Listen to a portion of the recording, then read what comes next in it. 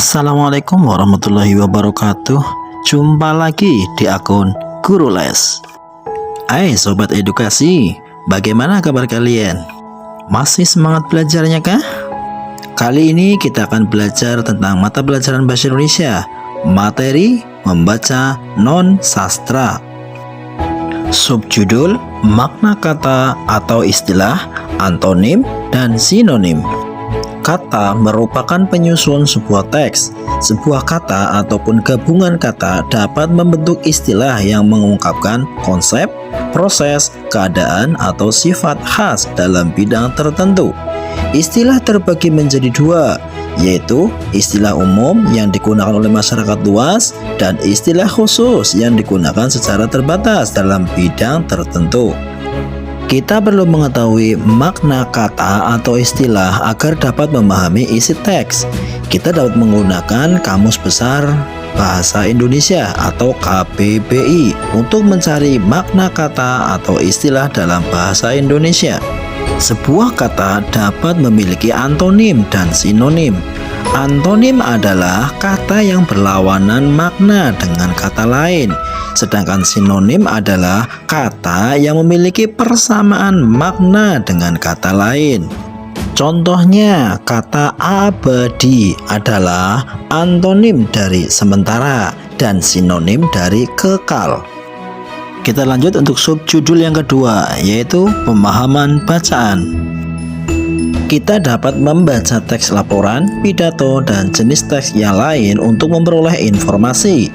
Setiap teks mengandung informasi yang tersurat dan tersirat. Informasi yang tersurat dikutip langsung atau tertulis di dalam teks, sedangkan informasi yang tersirat tersembunyi atau tidak dikutip langsung di dalam teks. Informasi yang tersurat dapat berupa: 1. Kalimat utama yang bersifat umum dan mengandung ide pokok pikiran atau gagasan utama paragraf. Kalimat utama biasanya terletak di awal, akhir, atau awal dan akhir paragraf. 2. Kalimat penjelas yang bersifat khusus dan berisi uraian atau perincian yang mendukung gagasan pada kalimat utama atau topik yang dibicarakan dalam suatu paragraf.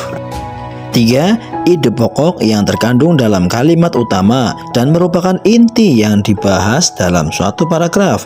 Setiap paragraf hanya memiliki sebuah ide pokok yang disajikan dalam bentuk inti sari kalimat utama. 4. Kata tanya yang dapat digunakan untuk menemukan informasi dalam teks, antara lain: apa digunakan untuk menanyakan hal atau peristiwa yang dibahas dalam teks. Di mana digunakan untuk menanyakan tempat atau lokasi terjadinya peristiwa. Kapan digunakan untuk menanyakan waktu terjadinya peristiwa.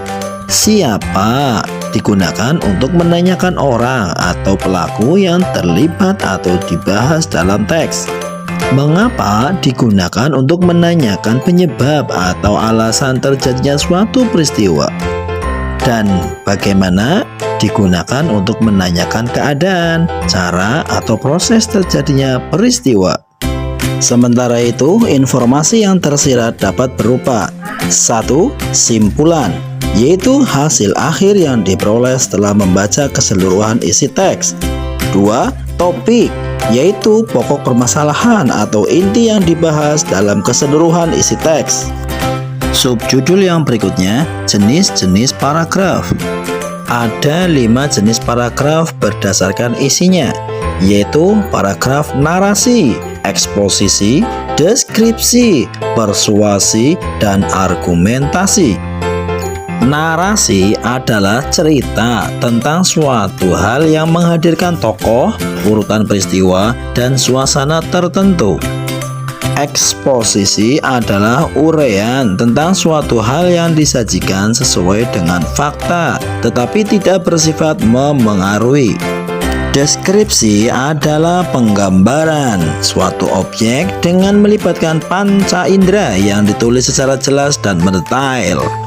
Persuasi adalah karangan untuk meyakinkan pembaca akan suatu hal yang biasanya disertai kata ajakan seperti ayo, mari, laksanakan, atau kata ajakan berpartikel lah. Argumentasi adalah karangan yang berisi ide atau gagasan tentang suatu hal dengan disertai alasan kuat untuk meyakinkan pembaca dan kesimpulan pada akhir paragraf. Subjudul berikutnya, prediksi kejadian berdasarkan isi bacaan. Suatu kejadian atau peristiwa dapat menjadi sebab atau akibat terjadinya kejadian lain. Dengan memperhatikan hubungan sebab akibat ini, kita dapat menentukan prediksi kejadian berdasarkan isi teks. Menentukan prediksi kejadian berarti memperkirakan peristiwa yang akan atau mungkin terjadi. Bacalah keseluruhan isi teks dengan seksama untuk mengetahui sebab terjadinya suatu peristiwa. Subjudul berikutnya, perbandingan dua teks. Sebuah teks dapat memiliki persamaan ataupun perbedaan isi dengan teks lain.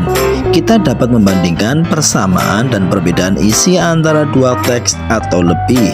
Bacalah keseluruhan isi setiap teks yang dibandingkan dengan memperhatikan topik, ide pokok, dan simpulannya. Subjudul berikutnya menggunakan pokok pikiran berdasarkan isi teks untuk melengkapi tabel. Kita dapat melengkapi isi tabel dengan terlebih dahulu membaca dan memahami isi teks. Penyajian informasi dalam bentuk tabel akan memudahkan pembaca untuk mengetahui isi teks. Nah, demikian Sobat Edukasi pembahasan materi kita kali ini. Semoga bermanfaat, kurang lebihnya mohon maaf. Sampai ketemu pada tayangan berikutnya. Sekian, Assalamualaikum warahmatullahi wabarakatuh. Salam edukasi.